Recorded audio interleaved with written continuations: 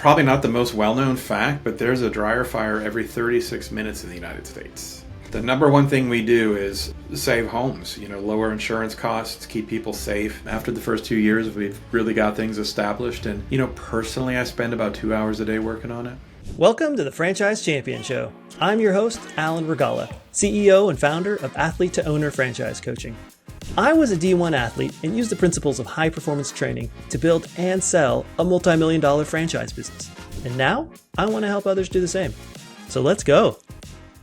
Have you ever thought that helping people that do laundry could be a big business? If you said no, you're not alone. My next guest is killing it in this space, and I'm excited to learn why.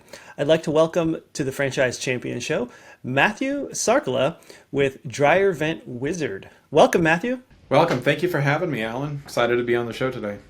Awesome. Well, before we dive into this crazy world of dryer vents, tell us what you were doing before you got into franchising. Sure. Okay. So if we go back a good 20 plus years, I was in the United States Marine Corps from 96 through 2001. Wow. Thank you for your service. Thank you. Thank you so much. After that, I worked for Sears Home Service for many years, and then actually ran a appliance repair company and was in a Mr. Appliance franchise for better part of 14 years. Wow. Okay, wait. So you had your own independent business, and then you became a franchisee with Mr. Appliance. Does that sound right? Correct. Yes, okay, sir. So what got you from, being independent? What made you decide to kind of work with a franchise? So really, it was kind of I think the word today is hack, right? So you can do everything on your own. Yeah. You can do everything in business on your own, from marketing to bookkeeping, HR, all the parts that go into a business.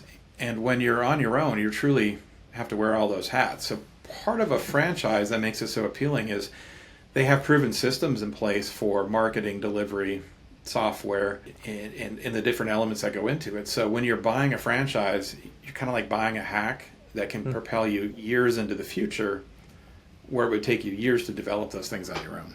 Yeah, and that's a question that a lot of my clients have, is like, well, why wouldn't I just do this on my own?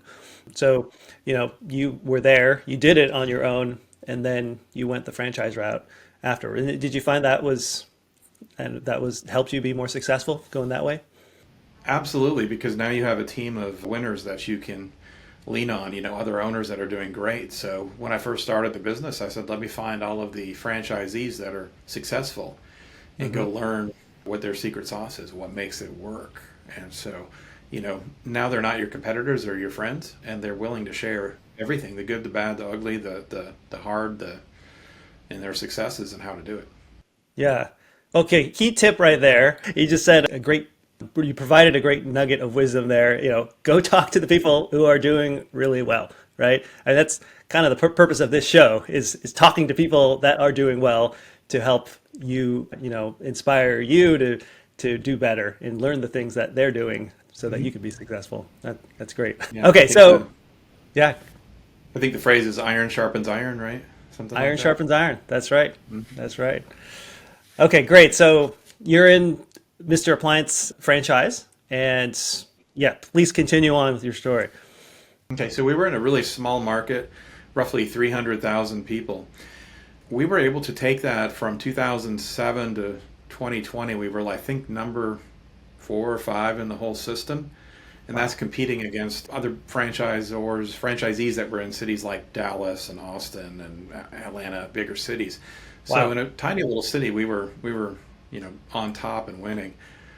And we had the highest per capita sales of any of the franchise locations in the whole system for 4 years in a row. That's great. Actually, I mean, that's fantastic, because obviously it's easier to generate bigger numbers if you're in a much bigger, denser area. And I think sometimes it gets overlooked when you're just talking about performance, like based on per capita, like what you said, like based on the size of a territory or size of an area. It's much more difficult to do if there's not as many people. So that's awesome. Great job. Thank you. So we had decided we were kind of at the top of our market, and my personality type, I'm a builder, so I like to build businesses. And there's people that like to finish businesses, and my personality type's a builder, and I was kind of getting a little stuck, and so we decided it was time to sell it. So we put it on the market. We found somebody who was a finisher type, where they own multiple businesses in multiple categories. Okay. So we signed the contract, and we're ready to sell it in 2020 when COVID broke. Luckily, that didn't change anything. The trajectory was the same. We sold it, closed in 2020. That we were going to take a couple of years off and do a little, self improvement, but we suddenly were stuck at home with COVID, very much limiting travel and plans. So we started looking around for another business to buy, and we had some rules that we were looking at for our next business. What kind of rules?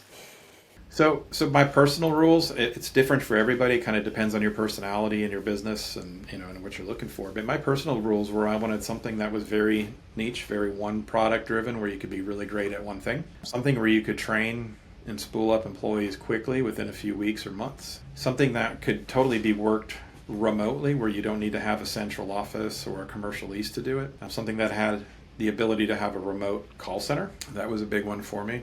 Mm-hmm. And number one, well, not number one, but I mean, one of the other big portions of it was it had to be very profitable. It had to have very good margins.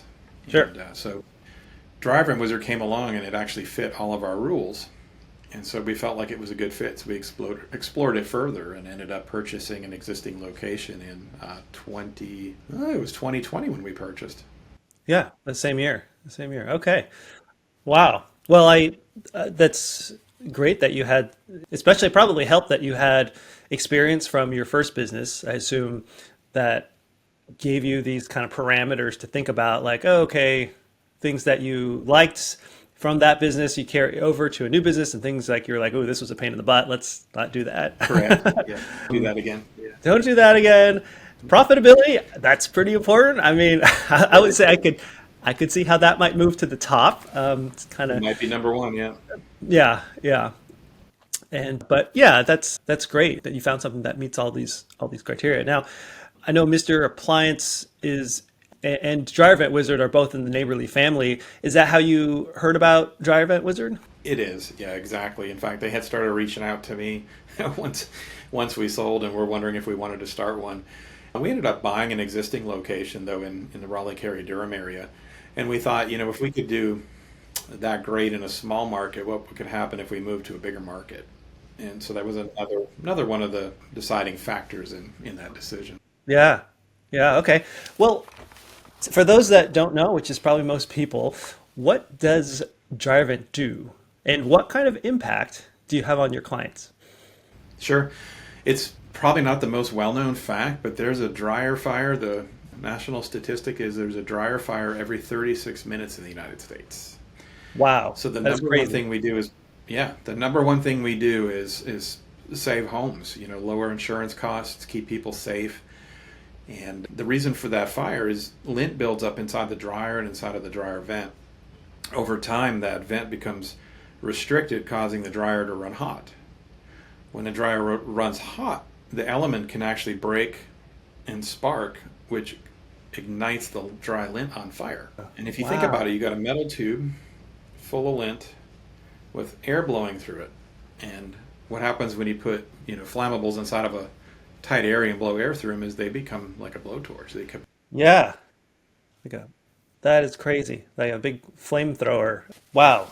That's we keep people safe through cleaning and repairs of dryer vents. Yeah.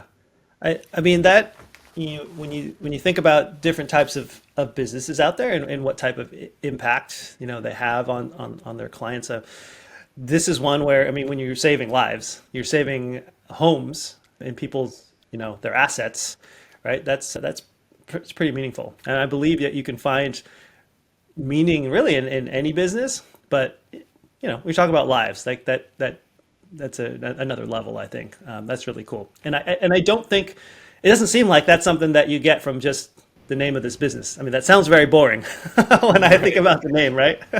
Yeah. No, so it does take some work. We have to spread that message out there and just let people know we're here, and we can help them with those issues and keep them safe. Yeah. So, one thing that I find is really interesting about this particular business, to me, it seems very similar to the business that I had when I had my Shelf Genie franchise, another Neighborly brand, which was one of the, I guess the benefits of this is that it's super niche, like you said, like very focused, right? But also, it's something that a lot of people don't know about. They don't know it's what the issues are in your case, and with us, they don't know about like kind of the possibilities. And so I Right. spent a lot of time in the marketing was a lot of education. And so how do you, I guess, how do you do your marketing? How do you educate people about this? Obviously, if more people knew about it, they would be on top of calling people like you to get their dryers cleaned. Correct. There's a lot more awareness about it now than there ever was, but over the years we've done things. We've actually got on the news once where we did a report on the news, and because there had been a fire, and we met with the news crew and kind of told them some pointers on how to keep yourself safe. We spread the message through social, of course. Facebook, Instagram are really useful for that. We do community events, reach out to people. When we're in neighborhoods, people actually stop and ask us, "Hey, what do you guys do? Why are you here?" And so we're happy to share that message with homeowners when we're in neighborhoods. If you're wondering if franchise ownership is right for you, I'd love to help. As a franchise coach, I work one-on-one with my clients to, one, find the perfect business match for their goals, skills, and investment level, and two, help them prepare to be champions in their business. Here's the best part. My coaching services are completely free. To schedule a 15-minute introduction call, visit athletetoowner.com. The link is in the show notes. Now, back to our show. So you are in, I think you mentioned like Raleigh, Durham market. Is that right? Yes, sir. Okay. And how many territories do you have? So we have 3 territories. So we Excellent. have Raleigh, Cary, and Durham. Okay. And when you purchased the business, was it all 3 territories, or did you start with one and then add, or? No, there was just one area, and we grew it into 3 territories rather quickly. So we had a pretty good, pretty aggressive growth plan. That's fantastic. That's fantastic. So, yeah, tell us a little bit about kind of how the business works, and how you were able to grow it so quickly. Okay, so my growth plan was pretty simple. I like simple strategies, and my first hire was my general manager. And my theory for that is if I train my manager first, then I already have a manager in place, and that person can grow themselves out of a job. So I brought on Jonathan, who's been just a terrific asset to the company. He's still with me today. We're looking to grow and buy more locations together now. Nice. And I said, John, your number one goal, the number one thing your first goal is to become the absolute best field technician in all of Dryer Vent Wizard. And I said, you have to go out, meet with other owners, ride with other technicians, and find out how to be the best. Nice. He said, yes, sir. He executed. He went out, learned from other owners, learned from other techs, learned on his own, and became an incredible technician. So once he was solid, once he knew everything about the job, how to deliver the product and service, then my job was to market. And so I aggressively marketed and to bring enough jobs on to support as many techs as possible. So then we hired 2 technicians at a time. And so I said, John, now I'm going to bring on 2 technicians for you to train. And the theory is that odds are one of the 2 may not make it.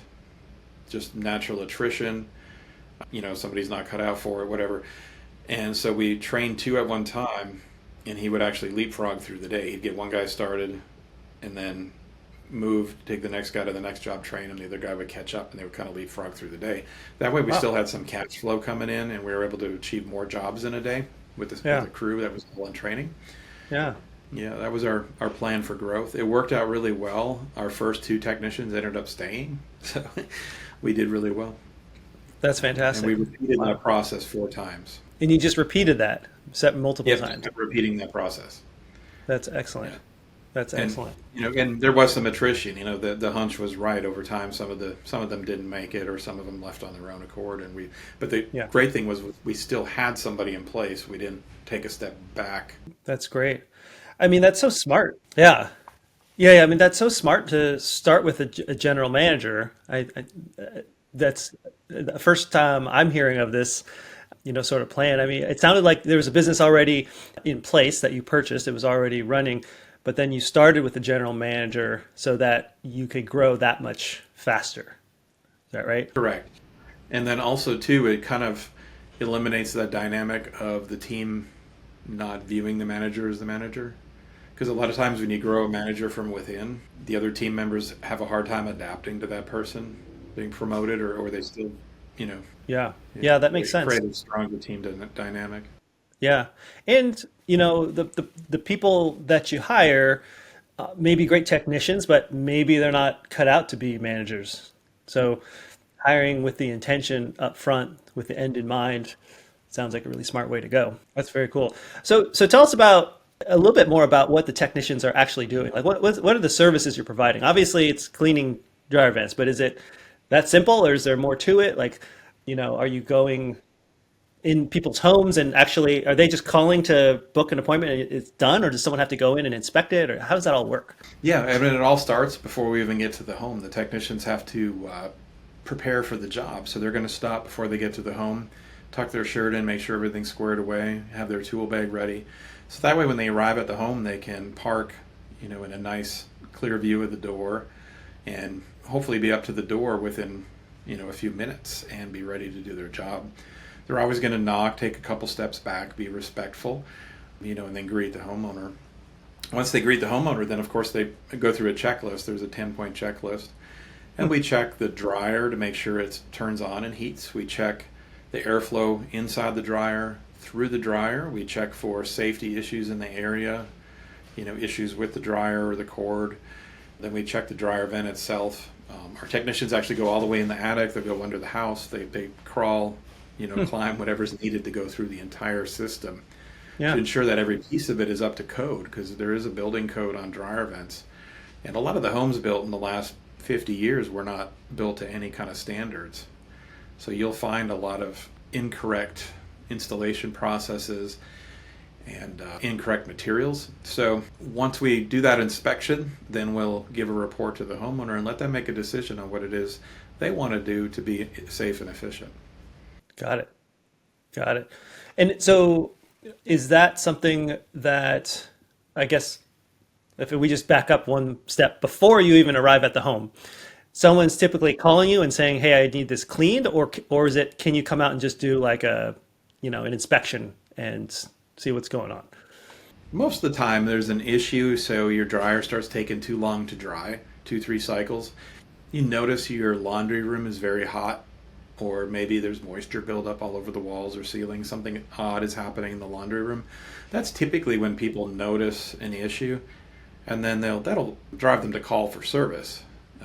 One of the most common thoughts is my dryer's broken. And so they'll go buy a new dryer and then they have the exact same issue happen. You got it? So a lot of times that'll happen, but they do once they go through that, either buy a new dryer and that doesn't solve the issue, maybe have the dryer repaired, put a new element in it, that doesn't fix it, or they're aware that they have, possibly a dryer vent issue. That's when they'll, usually search the internet or ask a neighbor and find us and call us. Got it. Got it. Oh, that's great. Do you guys I don't know. I'm just curious how you demonstrate to the clients that everything's working well. I mean, is it obviously it's probably pretty obvious, I guess, once they're running their machine, or do you collect all the lint and then show it to them, or use cameras, or I don't know, something? When we're done with the job, as we wrap up, we take them through everything we did. We show them the working unit. We show them the before and after airflow readings so they can see the improvement. We'll show them the lint, and we'll clean everything up to make sure there's no mess left behind. Clean the footprints off the floor and the lint out of the lawn, and yeah. That's great. Well, it seems like a much simpler model than the previous business that you had. How much time would you say you're working on this particular business now, each week? Now that we're well established, in the early days it was a full-time job. The first 2 years. After the first 2 years, we've really got things established, and personally, I spend about 2 hours a day working on it. Okay. Wow. Well, Hmm. that's pretty amazing. It's a very nice lifestyle business, which Yeah. is rare. Yeah. Yeah. That's great. And having that manager in place and having that thought of at the beginning, I'm sure helped, so that you're not having to search for that person now. And so, and you started in 2020, and so it's been, what, about 4 or 5 years now. I believe that you are one of the top performers in the system and have won the Top Gun award, right? Multiple times, Yes, sir. every single year. Every single Yep. year since we opened, yeah. That's fantastic. Yeah, with Neighborly, they have Top Gun award winners, and I was one of those for Shelf Genie. And that, Hey, congrats, Matthew. congrats. On oh, thank you, thank you. Yeah, it's a great achievement, and so congrats to you for doing this every year you've been in business.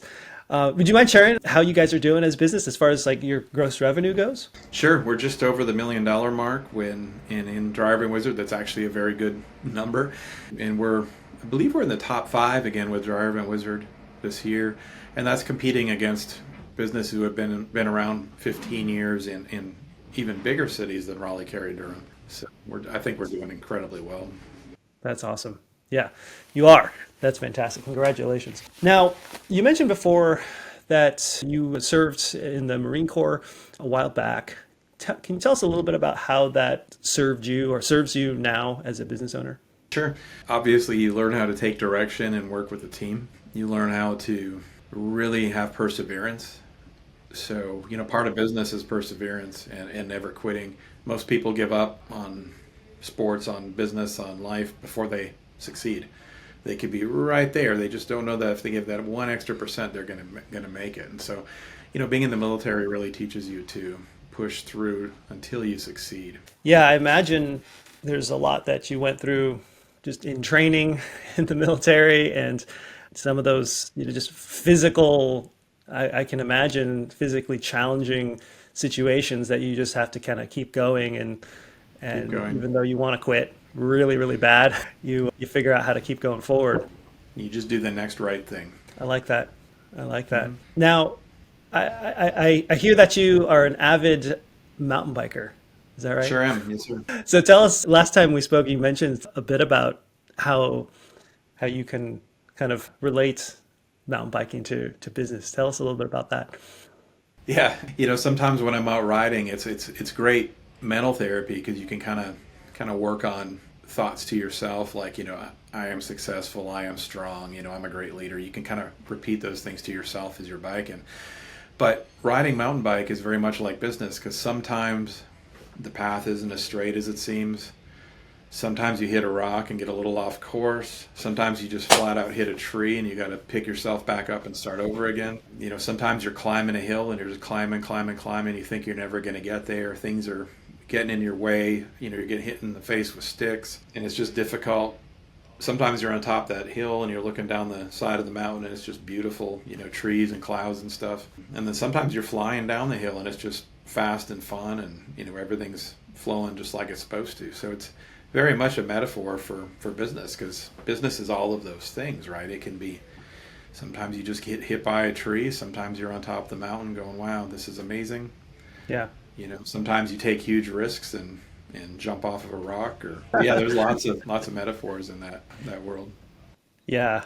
Yeah, I love that. Yeah, it's challenging, but also very rewarding. There's a reason that you're doing it, for that view once you get to the top and then, on that way down and you're just having so much fun. And of course, the exercise and, it's the fresh air that you're getting and all these other great things. But yeah, it can be very challenging and dangerous at times.